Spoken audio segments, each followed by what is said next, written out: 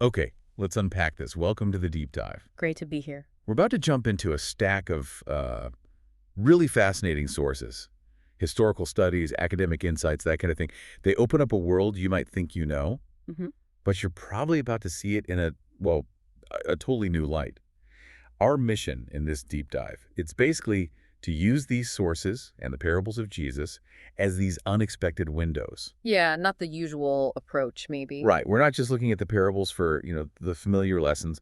We want to discover what they reveal about the gritty, sometimes surprising, everyday reality of first-century Palestine. The actual world they came from. Exactly. We're going to look at the socioeconomic divides, the religious tensions, and really try to understand why knowing that world, Mm. why it's so essential to unlocking the original power these stories had for the people who first heard them. And that really is the core idea these sources keep coming back to. I mean, obviously the parables were central to Jesus' teaching, but these sources highlight how they also serve as remarkably reliable pictures of life back then. Like historical snapshots. Pretty much. They give us concrete details about society, the economy, the religious landscape, the whole picture.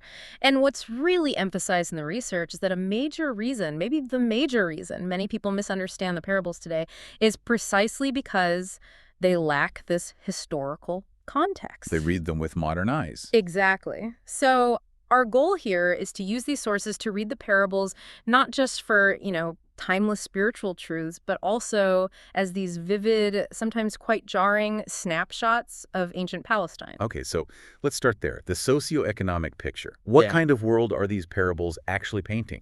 What was the contrast like between, say, the rich and the poor? Well, the sources couldn't be clearer on this. A prime example is the parable of the rich man and Lazarus, Luke 16. Right, the one with the beggar at the gate. Yeah. It just starkly illustrates what one source calls the enormous gulf that existed between the rich and the poor. It wasn't subtle. So on one side, you have the rich, living in, well, total luxury. The parable mentions purple and fine linen. The absolute top-tier fabrics back then. The most expensive, Yeah. yeah. And sources confirm that they often had these beautiful homes, maybe decorated with costly marbles. And it mentions drinking wine, but likely undiluted wine, which was itself a sign of excessive wealth. Okay. Now, this prosperity, it wasn't everywhere. You had Herod the Great's era, which brought a certain order and productivity, sure, but it was funded by incredibly heavy taxes. There's the gap. Always a catch. And that money flowed up, leaving a huge number of people in really desperate poverty. So what did that look like? The plight of the poor. It was incredibly harsh, and it wasn't just one group, It ranged from beggars, like Lazarus in the parable, literally sitting at the gates of the rich, hoping for scraps. Relying on almsgiving. Right, which was technically a required religious duty for the wealthy. A duty, but maybe not always practiced, judging by Lazarus. Seems that way. And then you had the daily paid laborers. These guys would gather in the marketplace every morning, just hoping someone would hire them for the day. Just for the day. Just for the day. A typical wage, a denarius, was apparently just about sufficient to feed an average family for a day. Wow. So if you didn't get work... No work meant no food that night. Simple as that. And on top of that precarity, you had crushing debt. If you couldn't pay, you could be thrown into prison. Or worse, forced into slavery. Slavery. For debt. You and your family too, potentially, until the debt was worked off. It's actually a surprising detail from one source. It suggests that in some situations, slaves who at least had a master providing food and shelter might have actually been, materially better off than free laborers who had zero guarantee of work or food day to day. That's a grim perspective. Mm. So daily life was incredibly precarious for most people. What about inside their homes? What do the parables tell us about, the actual living conditions for ordinary folks? Yeah, the parable of the friend at midnight in Luke 11. It gives us a really intimate glimpse into a poor family's house. It strongly implies a one-roomed house. One room for everything. Think about that one room for the whole family, plus often their animals. Animals inside the house? Seriously? Yeah, it seems common, often in a slightly lower dugout section of the same room. The family would sleep on mats, probably on a raised earthen platform area. Okay. And at night, the cloak you wore during the day, that was often your blanket too. Right. Multi-purpose. Definitely. Animal food might be put in a simple mud manger, maybe on the edge of that raised floor, and the family's most valuable possessions, maybe some better clothes, a bit of jewelry kept in a single wooden chest. Simple living is an understatement. And lamps. They weren't just lit when needed. Sources suggest they were often kept burning all night long using olive oil. which costs money too, of course. Hmm. What about the story itself? The friend arriving at midnight. Well, the parable mentions someone arriving super late, and sources note that travelers often move after dark to avoid the scorching midday heat. Makes sense. So arriving late wasn't necessarily weird, but showing up at midnight to ask for bread, that really highlights how challenging unexpected needs were.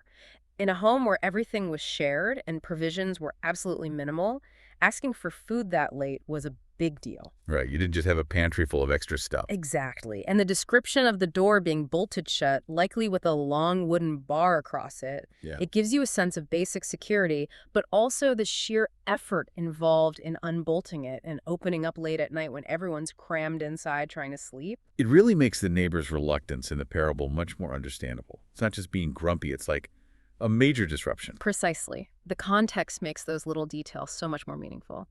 And one more thing about the home beyond just the physical space, it was a deeply religious space too. Also, The mezuzah, that little container on the doorpost holding a parchment with the Shema prayer, Deuteronomy 6.4, it was a constant physical reminder of God's presence, the covenant, right there as you entered and left.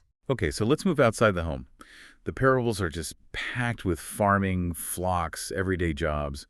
What do the sources tell us about that? Oh, absolutely. Agriculture was the backbone, right? The parable of the sower in Luke 8 gives us some really specific details. Different kinds of soil. Yeah, and the act of sowing itself. Sources describe seeds being scattered by hand, just thrown out, or sometimes using cattle dragging a sack, maybe with holes in it, to distribute the seed. Huh, interesting. There's even some debate among scholars whether they usually sowed before or after plowing. Seems like both happened. But the parable mentions seed falling on the path, compacted down on rocky ground where it can't root, and among thorns. One source even specifies 3 different varieties with sharp spines. Wow, specific. It Yeah. really highlights the challenges, the unpredictability of farming. Totally. And you get other little details, like in Luke 9, the saying about putting your hand to the plow and looking back. That speaks to the intense concentration needed. A plowman had to keep focused to avoid making a crooked furrow. Then you had harvesting, also detailed work. The reaper cuts the stalks, the binder ties them into sheaves. And the gleaner. The gleaner followed behind, picking up anything left over. That was actually a practice protected by the law, specifically for the poor to get some food. Then the harvest would be transported, often by donkey, to a communal threshing floor to separate the grain. Okay, and what about shepherding? That seems huge in the parables too. Huge. The parable of the lost sheep in Luke 15 is obviously a classic. Shepherding was a principal occupation, especially in the hillier regions like the north and east. Was it mostly small family flocks? Could be. A shepherd might own a small flock themselves, or they could be hired, paid in cash or kind, to watch over larger flocks belonging to someone else. Their main job, guarding the sheep. From predators, especially wolves. Right. That whole idea of the good shepherd risks his own life in John's gospel. That stands in stark contrast to a hired hand who, might just run away if a wolf shows up. Because it's not his sheep. Exactly. And shepherds knew their sheep intimately, often by name, apparently, and by voice. They led them, guided them to pasture and water, guarded them from wandering off, and crucially counted them every night into a sheepfold. What was a sheepfold like? It could be a natural cave, or maybe an enclosure made of stone walls, often topped with thorn bushes for extra protection. Simple, but effective. And sheep did get lost, especially prone to wandering off at night, apparently. So the search and that intense joy and relief of finding one, like in Luke 15, calling the neighbors to celebrate, that was a very real, relatable experience. Now, here's where I remember something surprising from the sources. Oh. You'd think shepherding, especially given how God is described as a shepherd in the Old Testament, would be like a really noble, respected job. But the sources say, not so much in the first century. Yeah, exactly. It's this really striking contrast. In the Old Testament, David was a shepherd. God is likened to a shepherd. It's a powerful, positive image. But by Jesus' time, the sources indicate shepherds suffered from a high degree of depreciation. Socially, they were looked down upon. Why, though? Several reasons, it seems. They were often seen as unreliable, maybe even dishonest. Their testimony wasn't always fully accepted in court. Part of it was practical. Their flocks might wander onto private land and eat crops, causing friction. Okay, that makes sense. But also, their nomadic lifestyle, being out in the fields, it meant they couldn't always observe the strict Sabbath laws or attend synagogue regularly. And sources note that some rabbis tended to view them with a kind of disdain, associating them with lighthearted ignorance of the law. Wow. So for Jesus to use a shepherd, someone kind of on the margins, losing just one sheep and leaving the 99 to go search, and frame that as a picture of God's heart, that would have been, well, pretty provocative for some listeners. Absolutely provocative. It intentionally challenges the social expectations and prejudices attached to that occupation. Okay. Any other jobs that pop up? Well, briefly, you see mentions of things like poultry keeping. And of course, pig keeping comes up dramatically in the parable of the prodigal son. Right. Feeding the pigs. And that was explicitly a distasteful occupation among the Jews on account of their religion, forbidden by Leviticus. So when the prodigal son ends up feeding pigs in a far country, as Luke puts it, that's the absolute symbol of hitting rock bottom, culturally and religiously. It signals he's in Gentile territory, far from home in every sense. Got it. Okay, moving on. Taxation. You mentioned it earlier as funding Herod, but it seems like a constant source of resentment in the background of the gospel. Well, it was huge. A major source of friction. People basically dealt with two main categories: the civil taxes paid to the secular government, namely Rome, and then religious dues, like tithes for the temple. Let's focus on the civil taxes. What were they? They were everywhere. You had poll taxes paid directly to Rome, which were a really potent symbol of their subjection, land taxes based on productivity, tolls on roads and goods, sales taxes, even inheritance taxes. This wasn't new with the Romans either. Previous rulers like the Persians and Ptolemies had taxed them, and Herod certainly piled on his own taxes to fund his massive building projects. And how did the Romans actually collect all this? It was mostly an indirect system designed to maximize profit for Rome and, well, for the collectors themselves. Rome would auction off the rights to collect taxes in a specific region to wealthy companies or individuals back in Rome. You could call them the real publicans, maybe? Okay, the big players. Right. These companies or chief collectors would then sublet the rights or hire local agents, often from lower social classes, who were the actual tax gatherers we encounter in the Gospels, the guys on the ground. Which brings us to that really important question. Why were these local tax collectors so intensely hated by their own people? It surely wasn't just that they were collecting taxes, right? Everyone hates taxes. Right. No, it went much, much deeper than that. First, there was the perception that they were earning money from the labor and misfortune of others, which was widely considered dishonorable. Second, they had a terrible reputation for dishonesty and extortion. Like Zacchaeus admitting he'd ripped people off. Exactly. Luke 19 is a key example. He basically says, if I've defrauded anyone, I'll pay them back 4 times over, which implies he probably did. Third, and maybe most crucially, they were seen as collaborators. They were working for the Roman occupiers, profiting from their people's subjugation. So they were traitors, essentially, in many people's eyes. Pretty much. And socially, they were just lumped in with the lowest of the low. Think about how often they're grouped with prostitutes and sinners by the religious establishment in the Gospels. Right. And this whole thing operated within that ancient client-patron system. You had the emperor at the top, Herod as his client ruler, then the chief tax collectors as clients under Herod, and finally the local collectors as clients under them. It was a pyramid of obligation and profit. And the local guys? Yeah. How did they make their money? Because they bought the rights to collect a certain amount for their superiors.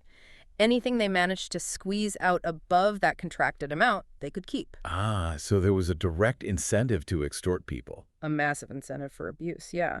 And it's worth noting, some scholars suggest that farmers who were driven into desperate debt and lost their land because of these crushing taxes, some of them might have turned to banditry out of desperation, perhaps fitting the description of some of the criminals crucified alongside Jesus, or maybe even someone like Barabbas, who's described as an insurrectionist. Wow. Yet, despite all this hatred and the potential for abuse, Jesus and Paul still taught people to pay taxes. They did. You see it in Matthew, Mark, and Romans. Pay the tax, give Caesar what is Caesar's. It's a complex picture. Definitely complex. Okay, so beyond the economy and jobs, the parables also clearly shine a light on the religious landscape, the different groups, the tensions. Absolutely. Palestine in Jesus' time was religiously vibrant, but also deeply divided. You had several influential Jewish sects operating. The main ones we hear about are the Sadducees, the Pharisees, and the Essenes. Were these large groups? Actually, sources suggest they were probably minorities within the population overall, but they held significant influence, kind of like denominations, or maybe even political parties today might, because remember, religion and politics were completely intertwined then. They weren't separate spheres. Right, so tell us about them briefly, the Sadducees. The Sadducees were largely the wealthy elite, the aristocracy, closely connected to the priestly families who ran the temple in Jerusalem, and they tended to cooperate more with the Roman authorities. Religiously, they were quite conservative. They primarily accepted only the written Torah, the first 5 books of Moses, as authoritative, and importantly, they rejected newer ideas like the resurrection of the dead or a detailed afterlife. Okay, and the SC. The Essenes were a much stricter, more ascetic group, possibly priestly in origin. Many scholars link them to the community that produced the Dead Sea Scrolls at Qumran, out in the desert. They had sharp disagreements with the temple priesthood in Jerusalem over things like the proper calendar and rituals. They essentially saw their own community as the true, faithful remnant, the real site of worship. Fascinating. And the Pharisees. They seem to feature most prominently in the Gospels, often in conflict with Jesus. They do. Unlike the Sadducees, they weren't mostly priests, and sources like the historian Josephus suggest they were actually quite popular and respected among the common people.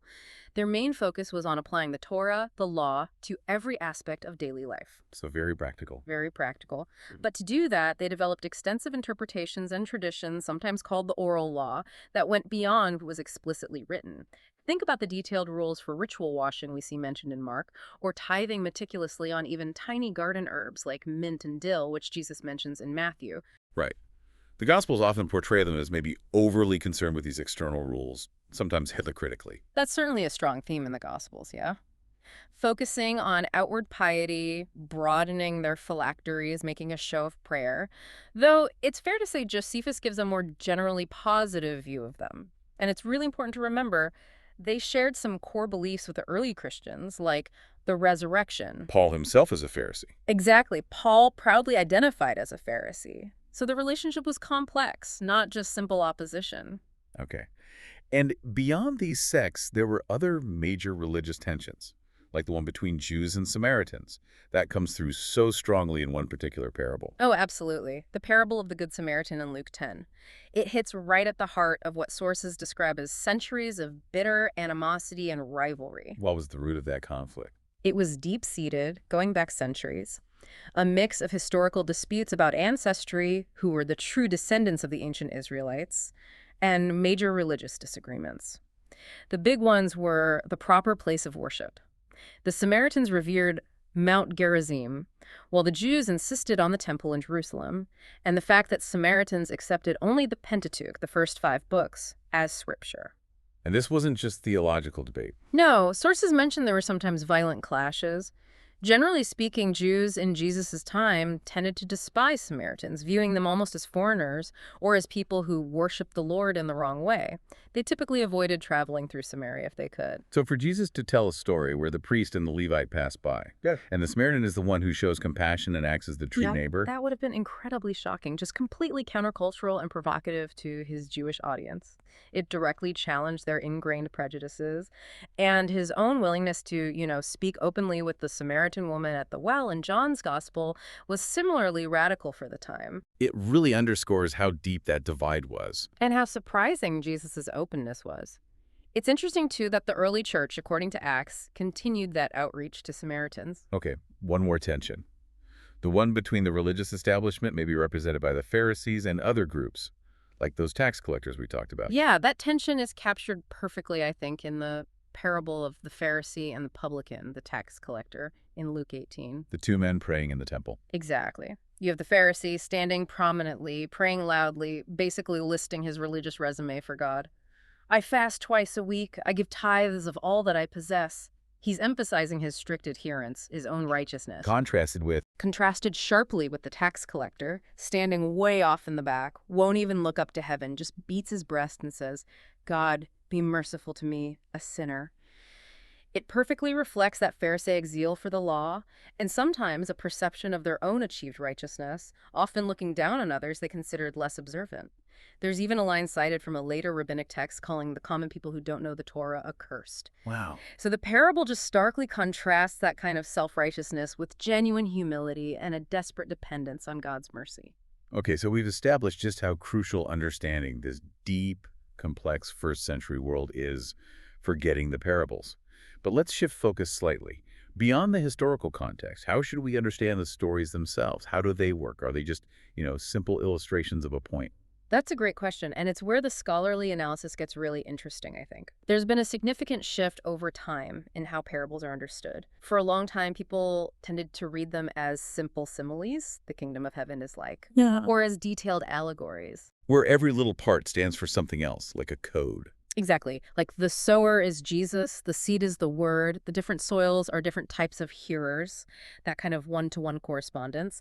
And often allegory was seen as a way to kind of disguise the meaning, maybe hide it from outsiders. Okay, so what's the more modern view? The modern view tends to see parables less as simple illustrations or codes and more as complex metaphors. Metaphors. How so? Well, there's a famous definition by C.H. Dodd that's often quoted. He described a parable as a story drawn from nature or common life, something familiar, but told in a way that arrests the hearer by its vividness or strangeness. And crucially, it leaves the mind in sufficient doubt about its precise application to tease it into active thought. So it's meant to make you stop and think, not just nod along. Precisely. The key insight, really, is that parables aren't just illustrating a point you already grasp like a simile does. They're often actively creating a new point or helping you discover a new truth through the way they bring different ideas together, through the interaction or sometimes the clash, the juxtaposition of ideas. So they don't just explain something, they actually make you see something new. They generate meaning. That's the idea. And here's where it gets really fascinating, connecting back to the context. Parables work by taking that everyday reality we've been talking about, the farming, the homes, the jobs, the social tensions, but then they often distort it in some way. They twist it. Distort it, like how? Think about the father in the parable in the prodigal son. In Luke 15, it says, when he saw his son coming from a long way off, he felt compassion and ran to meet him. Okay. Well, for a respected elder, a patriarch in that culture, to hike up his robes and run in public, that would have been considered deeply undignified, shameful even. It's unexpected behavior. I see. Or think about the Good Samaritan again, making the despised Samaritan the hero of the story. That's a major distortion of his listeners' expectations and social norms. That strangeness, that paradoxical element you find in many parables isn't accidental. It's key to how they work. So they're not meant to be perfectly realistic mirrors of life. Not always, no. They might use exaggeration, like Jesus is saying about a camel going through the eye of a needle in Luke 18. That's obvious hyperbole, right? It reminds you these are heightened fictional stories, even when they're rooted in recognizable real-life situations. Okay. So the tension isn't just in the unusual elements within the story itself. According to some scholars, the real tension is created between the everyday reality of the listener and that of the story. Between their world and the slightly skewed world of the parable. Exactly. And that's why understanding the first century context is so vital, because it helps you, the modern reader, recognize that distortion, recognize the strangeness. Without that historical knowledge, you might just read right over it. You engage in what's called unconscious modernizing. Making it seem normal to us. Right. And if you do that, you completely miss the intended challenge, the shock value, the thing that was meant to make the original audience sit up and say, wait, what? So they lose their edge. They lose their edge.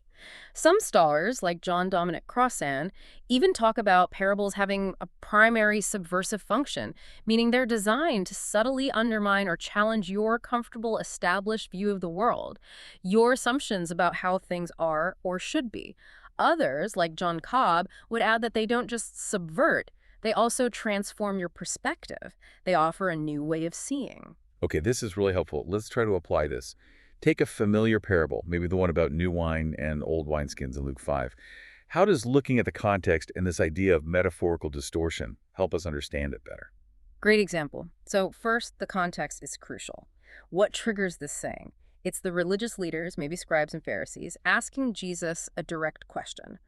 Why don't your disciples fast like John the Baptist's disciples, or like us? Right, it's a challenge about religious practice. Exactly. And Jesus responds not with a direct theological argument, but with 3 quick analogies or mini parables. Okay, what are they? First, he says, you don't make wedding guests fast while the bridegroom is still with them. Right. It's a time for celebration. This clearly points to his own presence as a time of joy, but it also hints that the bridegroom will eventually be taken away, likely pointing towards his future suffering and death. Okay, that's the first one. Second, he says nobody tears a piece of cloth from a new garment to patch an old one. If you do, you ruin the new garment, and the new patch won't match the old anyway. It just makes the tear worse eventually. Yeah. The systems are incompatible. Got it. And the third. The third is the famous one. Nobody puts new wine into old wineskins. New wine is still fermenting, expanding. If you put it into old, brittle wineskins that have lost their elasticity, the pressure will cause the skins to burst. You lose the wine and the wineskins. So what's the underlying point of all three? The clear implication, as one source puts it, is that the old forms are unable to contain new gospel dynamism. The old religious framework, the structures, the rules, maybe the whole mindset based on self-righteous observance represented by the old garment and the old wineskins. It simply cannot contain the new reality, the new joy, the sheer energy and power of the gospel that Jesus is bringing. They're fundamentally incompatible. You can't just patch the new onto the old. He needs a whole new container. Pretty much. But here's where Luke's version gets really interesting and adds another layer. Right after the wineskin analogy, Luke 5.39 adds this unique ending that's not in Matthew or Mark. Jesus says, "And no one after drinking old wine desires new, for he says the old is good." Wait, so after saying the new wine needs new skins, he says, people prefer the old wine? Yeah. That sounds contradictory. What's going on there? Yeah, it seems odd at first glance, doesn't it? But the general scholarly consensus is that this isn't Jesus suddenly backtracking and saying the old way is actually better. Instead, it's understood as a comment on human nature, on the difficulty people have in letting go of what's familiar and comfortable. Like inertia. Exactly. It speaks to what the sources call entrenched patterns of older thinking. It highlights the very real resistance to change, especially for people who are, invested in and comfortable within the existing system. Think about the scribes and Pharisees again, who trusted in their established righteousness and strict adherence to tradition. It acknowledges just how hard it is for people to abandon familiar ways and embrace something radically new, even if that new thing is ultimately better. They stick with what they know, saying, the old is good enough for me. That feels very psychologically true. People often resist change, even positive change. It really does. But Luke, importantly, doesn't just leave it there as a statement of inevitable resistance. Elsewhere in his gospel, he includes positive examples. People from the religious establishment, like the priest Zechariah or Joseph of Arimathea, a member of the council, who did end up embracing Jesus and his message. So it's not impossible to change. Right. Luke shows that while resistance is a real human tendency, the possibility of change, of repentance and conversion is still open to everyone, even those most embedded in the old system. The message remains an invitation to participate in the new kingdom, even if it's challenging to accept. It shows the complexity, the sort of polyvalence of parables. They can speak on multiple levels. Okay, let's look at one more example, maybe a shorter saying this time. Matthew 7.6. Do not give what is holy to dogs, nor cast your pearls before swine. Sources suggest there might be a linguistic puzzle or a layer here that we often miss in English.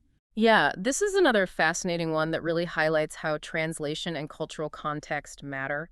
Some linguistic analysis digs into the potential original Semitic language behind the Greek we have in Matthew's Gospel, likely Aramaic or Hebrew.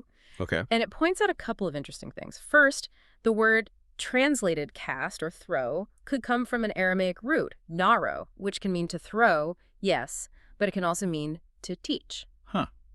Keep your pearls. That doesn't make much sense. Right. But that leads to the second, more significant point. The argument is that the word we read as pearls in Greek might have actually replaced a different word in the original saying. Perhaps something like Torah or sacred traditions. Okay, wait. So the original might have been something like, do not teach your Torah before swine. Why would it get changed to pearls? Well, think about the second half of the verse. Lest they trample them under their feet and turn and tear you to pieces. The image of pigs trampling valuable pearls underfoot works very literally in Greek. It creates a vivid picture of senseless waste, of something precious being destroyed because the pigs can't recognize its value. Okay, I get that imagery.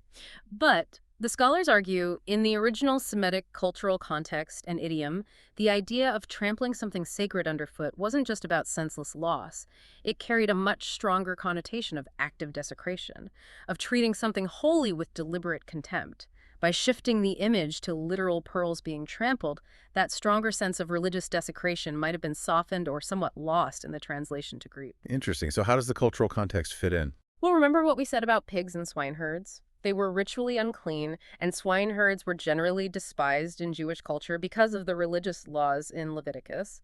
And we also saw from rabbinic texts that there was often a strong disdain for people considered ignorant of the Torah, sometimes even calling them accursed. There were definite ideas about keeping sacred teachings and traditions protected, keeping them away from those who might treat them disrespectfully or profanely. Okay. So, if you put that all together, if the original saying was closer to, do not give what is holy, perhaps sacred offerings, to dogs, nor teach your Torah or sacred traditions before swine, those who would treat it with contempt, it makes Jesus' saying a much clearer instruction within that specific cultural context.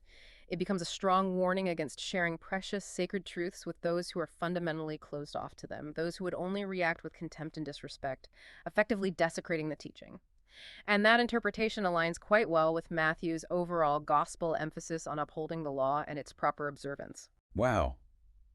That adds a whole different layer just by thinking about the original language and context. It really does. It shows how these sayings, even short ones, are packed with meaning that's tied to their original world. Okay, so bringing all these threads together, we've looked at the socioeconomic world, the jobs, the homes, the religious tensions, the way the parables function as metaphors.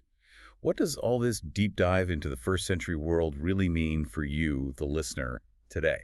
Well, I think it means that really digging into and understanding the world these parables emerged from, it just adds incredible depth and color to stories you might have heard, I don't know, 100 times. It makes them less flat. Exactly. Understanding the staggering social and economic gaps, the practical details of life in a one-room house, the reality of being a shepherd or a hated tax collector, the complex religious landscape with all its factions and tensions, the heavy burden of Roman taxation, even the real shame associated with crucifixion. Knowing that background gives these stories weight. It helps you see why certain things were so shocking or meaningful back then. Like why a story about a Samaritan being the good guy was revolutionary, or why it made sense to group tax collectors with sinners, or why a respected father running to greet his disgraced son was scandalous. Precisely.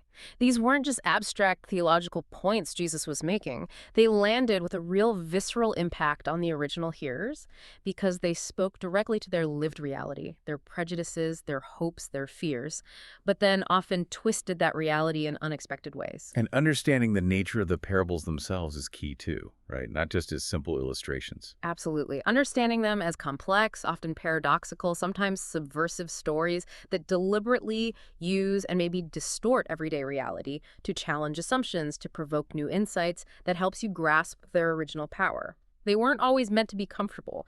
They were often designed to make you think differently, to see the world and perhaps God's kingdom from a new, sometimes unsettling perspective. So using these kinds of sources, digging into the historical and cultural context, helps you avoid just reading these ancient texts through your own modern filter, your own assumptions. Yeah. It helps unlock layers of meaning you might otherwise miss and reveals the sheer brilliance and the power these stories held then. And I think can still hold for us today if we approach them with that awareness. We've really seen how Jesus took the ordinary, everyday stuff of his time, the farms, the homes, the jobs, the social friction, all of it, and wove it into these stories that were somehow both completely relatable and profoundly disruptive. Yeah, they met people where they were in the reality they knew. So here's maybe a final thought for you to consider.